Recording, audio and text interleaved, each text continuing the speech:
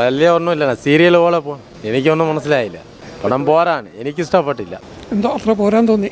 പിള്ളേരാകുമ്പോൾ പിന്നെ പ്രേമിക്കും അവർ, അങ്ങനെയുള്ള സംഭവം ഉണ്ടല്ലോ. അപ്പോൾ അത് പിന്നെ ഉണ്ടാകുന്ന ബാക്കി കാര്യങ്ങളാണ് അതിനകത്ത് മെയിനായിട്ട് വരുന്നത്. ഇപ്പോഴത്തെ മറ്റേ ദുരഭിമാന കൊല, അതിനെപ്പറ്റി വളരെ നല്ല രീതിയിൽ തന്നെ അത് റെൻഡർ ചെയ്തിട്ടുണ്ട്.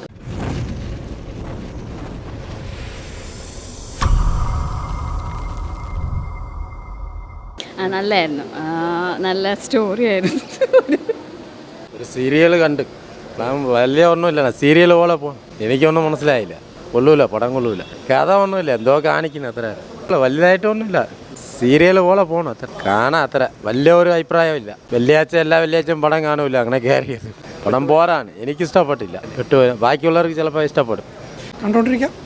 എന്തോ അത്ര പോരാൻ തോന്നി. ഇഷ്ടപ്പെട്ടില്ല എന്നുള്ളതല്ല, അത് വലിയ ഒരു കാമ്പുള്ള കഥയില്ല എന്നുള്ളതാണ് എൻ്റെ ഒരു ഫീലിംഗ്. പ്രത്യേകിച്ചൊന്നുമില്ല, കണ്ടിരിക്കാം. കുഴപ്പമില്ല, നല്ല സിനിമ. ഇത് ഉറ്റവരാണോ? കണക്റ്റ് ആവുന്നൊന്നുമില്ല, ആദ്യം കൊണ്ട് കണ്ടാൽ മനസ്സിലാവും. കണക്ഷനൊക്കെ ഉണ്ട്, ഓൾറെഡി നടക്കുന്ന സംഭവങ്ങളാണ്. കുഴപ്പമില്ല, നല്ല സിനിമയായിരുന്നു. എടുത്ത് പറയാനുള്ളത് ഇപ്പം നടക്കുന്ന ഒരു, അതായത് നമ്മുടെ മുമ്പൊരു സംഭവം നടന്നല്ലോ. ഇപ്പോൾ ഒരു താഴ്ന്ന ജാതിക്കാരും ഉയർന്ന ആൾക്കാരും തമ്മിലുള്ള ഒരു, പിള്ളേരാകുമ്പോൾ പിന്നെ പ്രേമിക്കും അവർ, അങ്ങനെയുള്ള സംഭവം ഉണ്ടല്ലോ. അപ്പോൾ അത് പിന്നെ ഉണ്ടാകുന്ന ബാക്കി കാര്യങ്ങളാണ് അതിനകത്ത് മെയിനായിട്ട് വരുന്നത്. പിന്നെ ഉണ്ടാകുന്ന ആനുകാലിക സംഭവങ്ങളാണ്, പിന്നെ ആ ഫാമിലി സംഭവിക്കുന്നതും അവർക്ക് പിന്നെ ഇപ്പോൾ ഒരു മെസ്സേജാണ്, ശരിക്കും ഒരു മെസ്സേജാണ്, സമൂഹത്തിന് കൊടുക്കുന്ന ഒരു നല്ലൊരു മെസ്സേജാണ്. നല്ലതായിരുന്നു. ഒരു ഫാമിലി ഇത് തന്നെ ആയിട്ട് നല്ല കുഴപ്പമില്ല, നല്ല ഓക്കെ, നന്നായിട്ടുണ്ടായിരുന്നു. ഏതാണ്ടൊക്കെ വന്നിട്ടുണ്ട് അതുപോലെയൊക്കെ. പക്ഷേ എങ്കിൽ എനിക്കിഷ്ടപ്പെട്ടു, നന്നായിട്ടുണ്ട്. കാസ്റ്റിങ്ങും എല്ലാം നന്നായിട്ടുണ്ടായിരുന്നു. ഓവറോൾ വളരെ നല്ല തീമായിരുന്നു. മെയിൻ ആക്ടർ, ആക്ട്രസ്, പിന്നെ അവരുടെ അച്ഛനമ്മ എല്ലാം, കാസ്റ്റിംഗ് എല്ലാം നന്നായിട്ടുണ്ടായിരുന്നു. വളരെ നാച്ചുറലായിട്ട് തോന്നി.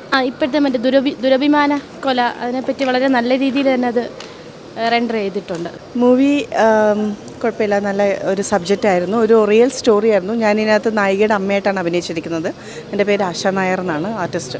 അപ്പം ഞങ്ങൾ ഒരുപാട് പ്രതിസന്ധികൾക്കിടയിൽ കൂടിയാണ് ഈ ഒരു മൂവി ചെയ്തെടുത്തത്. അപ്പോൾ ഒത്തിരി ലിമിറ്റേഷൻസ് ഉണ്ടായിരുന്നു. നമ്മുടെ കോവിഡിൻ്റെ ആ സമയം കഴിഞ്ഞിട്ടുള്ള സമയത്തിലായിരുന്നു. ഓവറോൾ മൂവി നല്ലതായിരുന്നു, നല്ല പിക്ചറൈസേഷൻ നല്ലതായിരുന്നു. ഒത്തിരി നമ്മൾ ഈ ഫോറസ്റ്റ് ഏരിയയിലൊക്കെ പോയിട്ട് ആണ് കുറച്ചുകൂടെ ഷൂട്ട് ചെയ്തത്. അങ്ങനെയൊക്കെ ഓവറോൾ നല്ലൊരു സിനിമയാണ്. ഇത് നല്ലൊരു സബ്ജക്റ്റാണ്, റിയൽ സ്റ്റോറി റിലേറ്റഡ് ആയതുകൊണ്ട് തന്നെ ഉറപ്പായിട്ടും എല്ലാവരും കണ്ടിരിക്കുന്ന ഒരു ഫാമിലി സബ്ജക്റ്റ് കൂടിയാണ്. ഉറ്റവർ വളരെ മനോഹരമായ ഒരു ചിത്രമാണ്. അനിൽ ദേവ് വളരെ കൈയടക്കത്തോടുകൂടി, വളരെ കലാമൂല്യത്തോടുകൂടി സംവിധാനം ചെയ്തിട്ടുള്ള ഒരു ചലച്ചിത്രമാണ് ഉറ്റവർ.